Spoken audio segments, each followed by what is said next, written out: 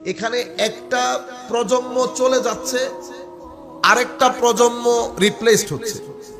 যেই প্রজন্ম চলে যাচ্ছে তারা অনেক ভদ্র, তারা সহজ সরল, তারা অনেক ট্রেডিশনাল বলতে মা বাবা গৈতু হই দই আরে কিল্লাই গৈতু হইয়েন জানানোর দরকার নাই। বুঝতে পেরেছেন? এটা ট্রেডিশনাল মাইন্ডসেটের লোক। আমরা পারস্পরিক শ্রদ্ধাবোধ, সম্মান, সম্পর্ক, সহযোগিতা, সহমর্মিতা, দরদ, টান একজনের প্রতি আরেকজনের, এই প্রজন্মটা আমাদের এখান থেকে এখন চলে যাওয়ার পথে। আমরা আমাদের প্রজন্ম এবং আমাদের থেকে যারা ৪-৫ বছরের ছোট তাদের প্রজন্ম চলে যাওয়ার পরে এটা পৃথিবী থেকে ভ্যানিশ হয়ে যাবে। আমাদের বয়সের মধ্যে আমরা 50% অতিবাহিত করেছি আমাদের পূর্ববর্তী প্রজন্মের সাথে, যার কারণে আমরা এখনকার দুনিয়া আমাদের কাছে পরবাসী লাগে, বিদেশ মনে হয়। আমি আমার বাড়িতে বুঝতেও পারি না যে এটা আসলে আমার বাড়ি কিনা। বর্তমান ছেলেদের তাদের অ্যাটিটিউড, তাদের উঠা বসা, কথাবার্তা, চালচলন, ধরন সবকিছু মিলে আমরা নিজের বাড়িতেই পরবাসী হয়ে গেছি, এবং আমাদের থেকে আরো যারা ৪-৫ বছরের ছোট তারাও কিছুটা পেয়েছে। তারাও চলে যাওয়ার পরে নতুন প্রজন্ম এসে আমাদের জায়গা দখল করবে। আমাদের সময়কাল ইতারা রজনী ফুসন করেন না, দুই ভিড়ে হারে হয় তারা হইতে জালা ভিড়ে হারে হইলে হইতে গজ্জেন্ডে ভিড়ে হইলি তারা হাসি হবুদে ফানি কথাবার্তা। কিন্তু তারা যদি হন পিজা, চিকেন ফ্রাই, নবুজন বিরিয়ানি, এরা এগুলা নিয়ে অনেক ইন্টারেস্টেড। বুঝতে পেরেছেন? এটা অনেক নাজুক পরিস্থিতি। ওই কারণে এখন এই নাজুক পরিস্থিতিতে সবকিছুর ধরনের মধ্যে পরিবর্তন এসে যাচ্ছে। যেমন মা বাবার প্রতি সম্মানটা হচ্ছে আমি আমার প্রেম, ভালোবাসা, শ্রদ্ধাবোধ থেকে মা বাপকে সম্মান করব। আমি আমার মায়ের মাথায় যখন তেল লাগিয়ে দেই, অথবা আমার বাবার পায়ে যখন আমি তেল লাগিয়ে একটু মালিশ করে দেই, এটা আমার মা এবং বাবার প্রতি আমার প্রেমের বহিঃপ্রকাশ।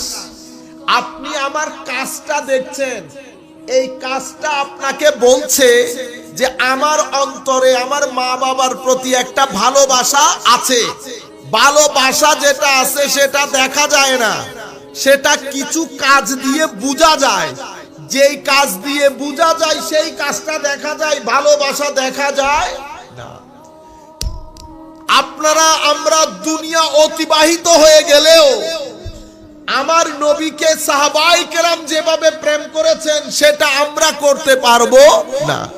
এখন আপনি আমাকে প্রশ্ন করতে পারেন, হুজুর এটা কিভাবে বলবেন? প্রেম তো দেখা যায় না। প্রেম দেখা যায় না ঠিক, সিম্পটম দিয়ে বোঝা যায়, সিম্পটম দিয়ে। বুঝতে পেরেছেন? গায়ের জ্বরও দেখা যায় না, সিম্পটম দিয়ে বোঝা যায়। সেই কারণে ডাক্তার আপনাদেরকে প্রশ্ন করে একটার পর একটা সিম্পটম গুলা মিলানোর জন্য। তো মোহাব্বতও দেখা যায় না, সিম্পটম দিয়ে বোঝা যায়। আমরা সাহাবায়ে কেরামকে দেখি আমার নবীর থুতু মুবারক নিয়ে মুখে আর বুকে লাগাতে। তাহলে ভালোবাসা দেখছি না, কিন্তু বহিঃপ্রকাশের ধরন দেখে মনে হচ্ছে যে আমরা যাই করি না কেন সাহাবায়ে কেরামের চেয়ে বেশি প্রেম করতে পারবো না। কেন? কারণ আসমানের নিচে, জমিনের উপরে কোন প্রজা কোন শতাব্দীতে পৃথিবীর কোন কোনায় তাদের রাজার থুতু নিয়ে মুখে বুকে লাগিয়েছে এটার কোন এক্সাম্পল, দৃষ্টান্ত পৃথিবীতে নাই। আপনি বলছেন আমরা বেশি করি, তো আমাদেরটা যদি বেশি হয় তো থুতু নিয়ে মুখে আর বুকে লাগানো এটাকে কি বলবেন? রুয়ে জমিনের মধ্যে, আল্লাহর সৃষ্টির মধ্যে পৃথিবীতে কখনো কোন প্রজা তাদের রাজার নখ নিয়ে পকেটে নিয়ে হাঁটাহাঁটি করতেন।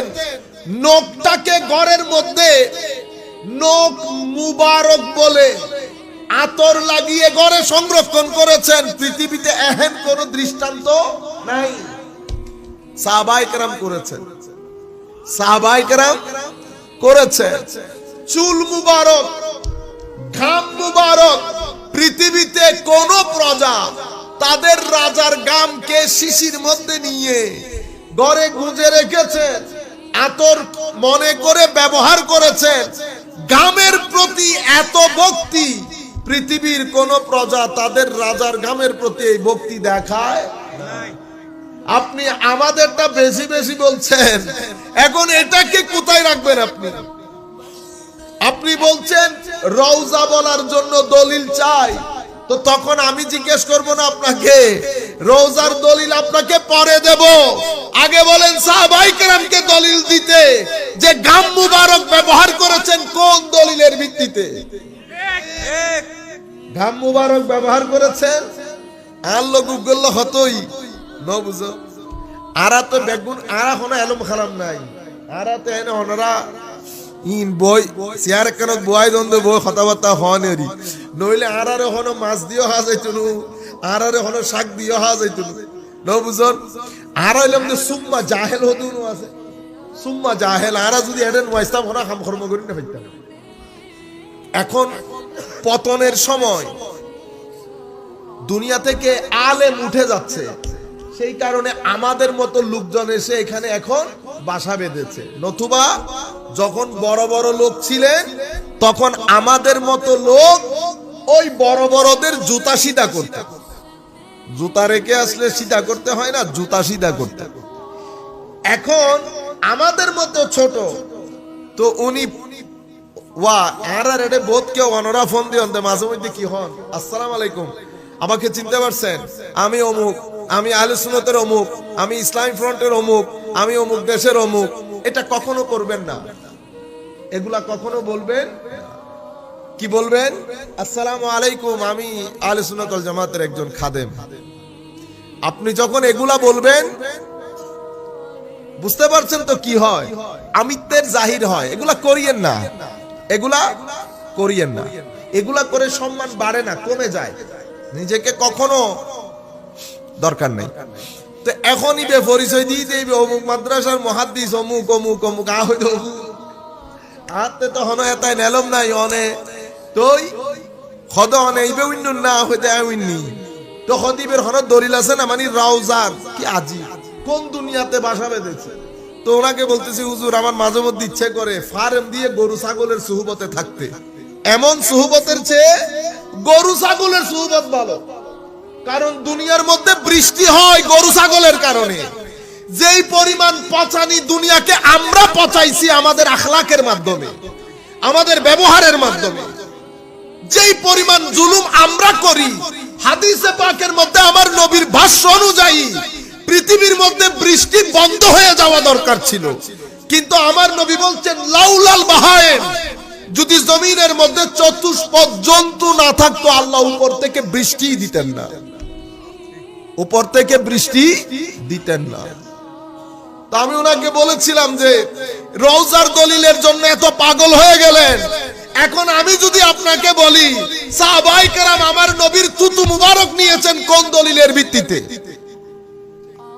সাহাবায়ে কেরাম আমার নবীর থুতু মুবারক নিয়ে মুখে বুকে লাগিয়েছেন, ঘাম শিশির মধ্যে ভরে আতর হিসেবে ব্যবহার করতেন, নখ মুবারক সংরক্ষণ করতেন, চুল মুবারক সংরক্ষণ করতেন। এগুলা কোন দলিলের ভিত্তিতে ছিল? এগুলা ইশকের দলিলের ভিত্তিতে ছিল, এগুলা মুহাব্বতের দলিলের ভিত্তিতে ছিল।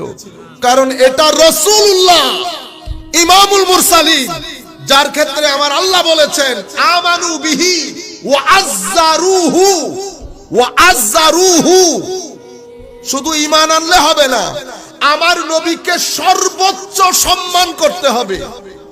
সর্বোচ্চ মানে আমার নবীর ইজ্জত, আমার নবীর বড়ত্ব, মহানত্ব এত আজিম, নবীর নামকরণ করা হয়েছে এই নবী। কারণ নবীর শব্দের চারটা অর্থ আছে। কয়টা অর্থ? চারটা। কিছু লুগতের কিতাবের মধ্যে এক দুইটা অর্থ বাড়িয়ে বলেছে, আমি মেইনলি যেই শব্দগুলা ব্যবহার হয় সেই অর্থের কথা বলছি।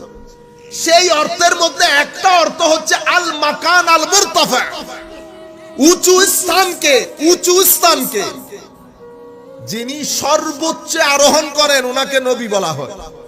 তো নবীকে নবী কেন বলা হচ্ছে? কারণ খালকে খুদার মধ্যে ফজিলতের ক্ষেত্রে উনার চেয়ে উপরে আর কেউ নাই, ওনার চেয়ে উপরে আর কেউ নাই, সেই কারণে নবীকে নবী বলে। আপনারা বুঝতে পেরেছেন? যাই হোক, আমি যেই জিনিসটা আপনাদেরকে বুঝাতে চাচ্ছি যে একটা হচ্ছে প্রেম, আর একটা হচ্ছে সেই প্রেমের বহিঃপ্রকাশ। একটা হচ্ছে ভালোবাসা, একটা ভালোবাসার বহিঃপ্রকাশ। আমি আমার মা বাবাকে সম্মান করে যখন তেল লাগিয়ে দেই, আমার বর্তমান প্রজন্ম সেটা দেখে একটা হাসি মারে। কেন?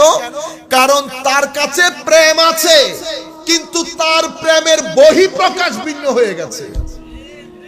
তার প্রেমের বহিঃপ্রকাশ ভিন্ন। আপনি কখনো কামনা করবেন না যে আমি যেরকম বহিঃপ্রকাশ করছি সেও এক্স্যাক্টলি ওভাবে বহিঃপ্রকাশ করবে না। আমি আমার বাবা ৬০-৬৫ বছর হয়ে গেলে আমরা চেষ্টা করি একটু দৌড়ে দৌড়ে হাঁটতে। আমি জানি আমার বাবা হাঁটতে পারেন, কিন্তু আমরা দৌড়ে দৌড়ে হাঁটি। আপনি এই প্রজন্মের কাছে আপনি সেটা আশা করতে পারবেন না। তার মানে তারা সম্মান করে না তা না, তাদের সম্মানের ধরন পরিবর্তন হয়ে গেছে। কিছু ক্ষেত্রে এই ধরন পরিবর্তন, কিছু ক্ষেত্রে তাদেরকে রুডনেসের দিকে নিয়ে যায়, তাদেরকে বর্বর মনে হয়, তাদেরকে বেআদব মনে হয়। কিছু ক্ষেত্রে অতিমাত্রায় যখন প্র্যাকটিক্যাল হয়, অতিমাত্রায় রিয়ালিস্টিক হতে গেলে তাদেরকে কি মনে হয়? বেআদব মনে হয়। বুঝতে পেরেছেন? এরকম একটা ট্রানজিশনাল পিরিয়ডে যখন ছেলেদের থেকে আদব লেহাজ খতম হয়ে যাচ্ছে, হায়া খতম হয়ে যাচ্ছে, এহেন পরিস্থিতিতে আপনি যখন বক্তার টেবিলে স্টেজে দাঁড়িয়ে বলবেন নবী এবিসিডি জানে না, নবী অমুক, নবী আমার মতো তোমার মতো, নবীর স্ত্রী অমুক ছিলেন, আপনি যখন এই ট্রানজিশনাল পিরিয়ডের মধ্যে এই ধরনের আলাপ করবেন, ছেলেদের ব্রেইন থেকে এমনিতে আদব জিনিস উঠে যাচ্ছে, তন্মধ্যে যখন আপনি কি নবীকে এভাবে তুলে ধরবেন, নবীর ব্যাপারে ছেলেদের মাইন্ডসেট কি হবে? আপনি বুঝতে পারছেন? ঠিক এই কারণে, ঠিক আপনি পুরো, আমি এখন যে আপনাকে ব্যাকগ্রাউন্ড বলেছি সেই ব্যাকগ্রাউন্ডটা আপনি হাতে রাখবেন। আমি এখন দুইটা রেওয়ায়ত আপনাদেরকে বলবো এই ব্যাকগ্রাউন্ডের সাথে মিলিয়ে দেখার জন্য। আপনারা বুঝতে পারছেন? কিছু বক্তা যেমন রাত দিন এক করে দিচ্ছে, কখনো আমার নবীর মা বাবা নিয়ে কথা বলে, কখনো আমার নবীর ব্যক্তি সত্তা নিয়ে কথা বলে, কখনো আমার নবীর এলম নিয়ে কথা বলে, কখনো আমার নবীর হাদিসে পাকের লিগ্যাল অথরিটি নিয়ে কথা বলে, কখনো আমার নবীর প্রাইভেট লাইফ নিয়ে কথা বলে। বুঝতে পেরেছেন? আপনি যখন কথা বলছেন, আমাদের শ্রোতার মধ্যে কিছু শ্রোতা একেবারে নামমাত্র, যারা মাস্টার ডিগ্রি পর্যন্ত গেছে, আর ম্যাক্সিমাম শ্রোতা একেবারে ব্রেইনের লেভেল নিচে। আপনি যখন এই শ্রোতাগুলার সামনে আমার নবীকে যখন এই আন্দাজে তুলে ধরবেন, এবং এমন সময়ে তুলে ধরছেন যখন এটা পৃথিবী একটা ট্রানজিশনাল পিরিয়ডের মধ্যে যাচ্ছে, কমপ্লিকেটেড সিচুয়েশন হচ্ছে, ছেলেদের থেকে আদব লেহাজ খতম হয়ে যাচ্ছে, সেই অবস্থার মধ্যে যখন আপনি নবীকে এভাবে তুলে ধরবেন, বলেন দেখি মাহফিল থেকে যুবক যখন ঘরে যাবে, সিনার ভিতরে আর ইমানের নূর থাকবে? সিনার ভিতরে ইমানের নূর আসে মদিনাওয়ালা থেকে। আমার নবীর সাথে সম্পর্কের জের ধরে, নবী পাকের সাথে নিসবতের কারণে ভিতরের লাইট এটা জ্বলে উঠে। এখন আপনি এই বক্তব্য শোনার পরে আপনি আমার নবীকে ডিফেম করা শুরু করবেন, আন্ডারস্টিমেট করা শুরু করবেন, নবীকে নিজের কাতারে এনে ঘাড়ে ঘাড় লাগিয়ে সমান করাতে চেষ্টা করবেন। এই ব্যাকগ্রাউন্ডকে সামনে রেখে আমার নবীর দুটি হাদিস আমি আপনাদের সম্মুখে, বরং তিনটি হাদিস, আপনি ব্যাকগ্রাউন্ডটা মাথায় রাখবেন। আমার নবী সাল্লাল্লাহু আলাইহি ওয়াসাল্লাম বলেছেন, মুসলিম শরীফের রিওয়ায়াত, ওই হুযায়ফা রাদিয়াল্লাহু তাআলা আনহুর একটা হাদিসের কথা যেটা বলেছি সেটার সামান্য অংশ আমি এখন বলবো আপনাদেরকে। আমার নবী বলেছেন, কিছু দুআত, ওয়াইস, বক্তা সমাজের মধ্যে বক্তব্য দেবে, দ্বীনের পথে মানুষকে আহ্বান করবে, কিন্তু আসলে দ্বীনের পথে না, সে আহ্বান করবে জাহান্নামের পথে। সাতাকুনু দুআত আলা আবওয়াবে জাহান্নাম, দাঁড়িয়ে আছে জাহান্নামের দরজায়, এক দরজায় নত, আবওয়াবে জাহান্নাম, তার আস্তে পৃষ্ঠে পুরা জাহান্নামের দরজায় ঘেরা। যদি বলতো আলা বাবে জাহান্নাম তো বুঝতে পারতাম ডান বাম ঠিক আছে। এখন আমার নবী বলছে আলা আবওয়াবে জাহান্নাম, পুরা জাহান্নামের দরজা নিয়ে দাঁড়িয়ে। আল্লাহ পাক জানে, আমি আল্লাহর দরবারে দোয়া করি, মাওলা যদি এহেন দায়ীর কাতারে আমাদের নাম থাকে তো মাওলা কালকে থেকে যেন আমরা বুবা হয়ে যায়, আমাদের যেন আর জবান দিয়ে ওয়াজ তাকরীর বের না হয়। আই এগিন দিয়ে এনে জাহান্নাম কিরণ হওয়া দরকার আছে না?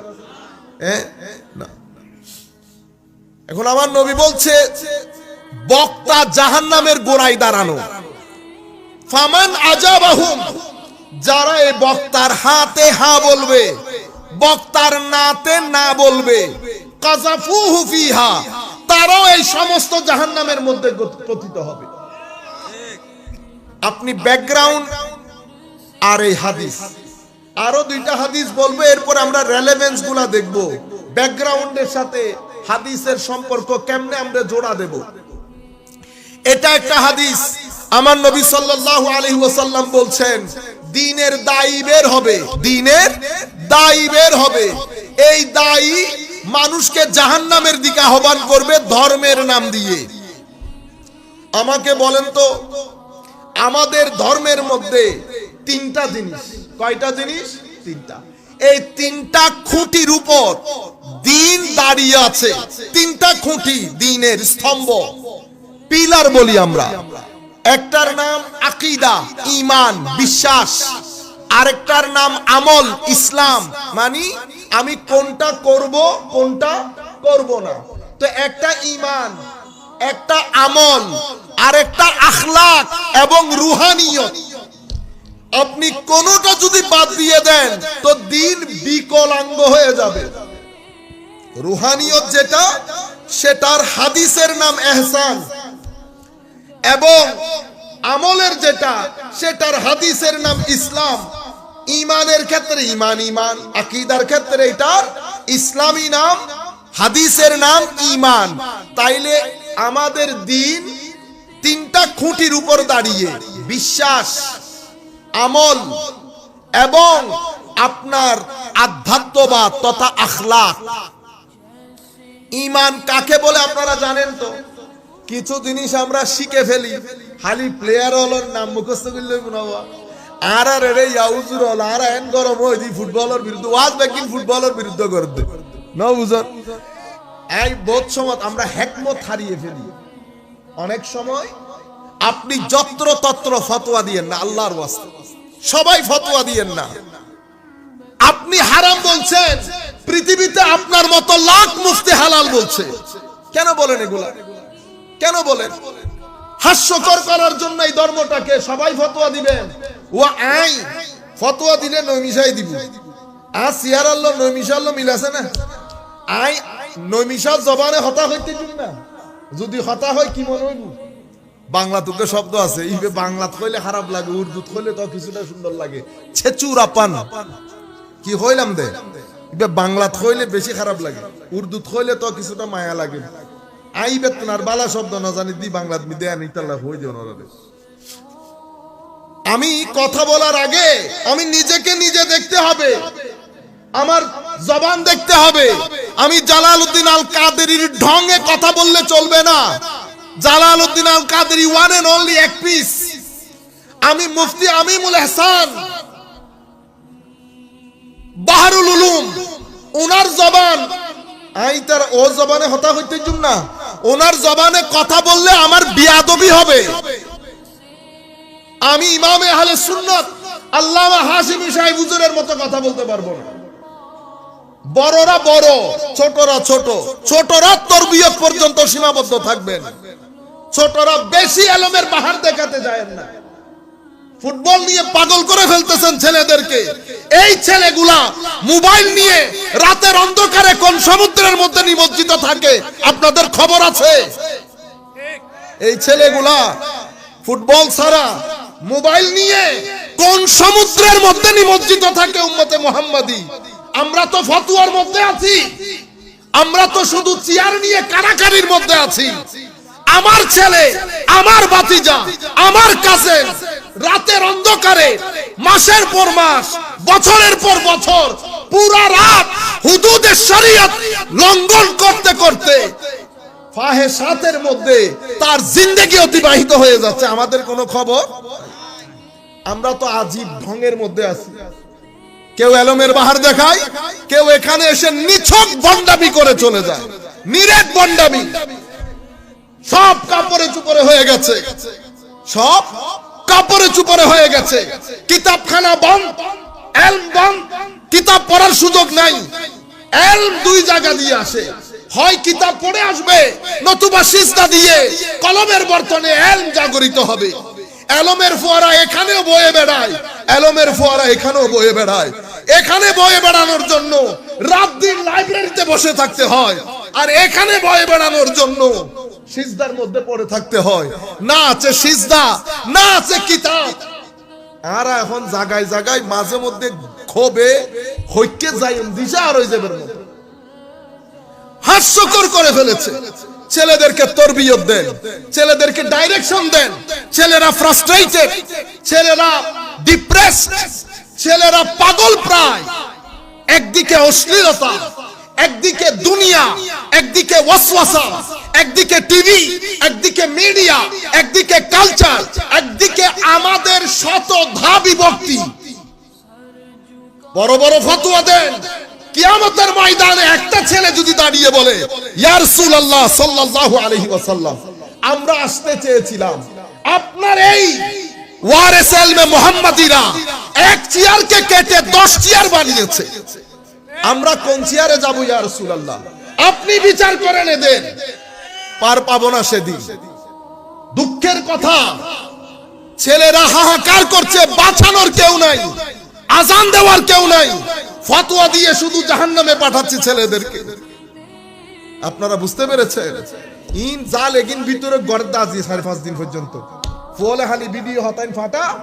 আর উলামায়ে কেরাম খালি কি দে ফতোয়া দে ফারিবু দিব দে, ফারিবু দিবের মুকুত নাই জন্য ওনি যেগুনে ফারিবু এগুন নহয়।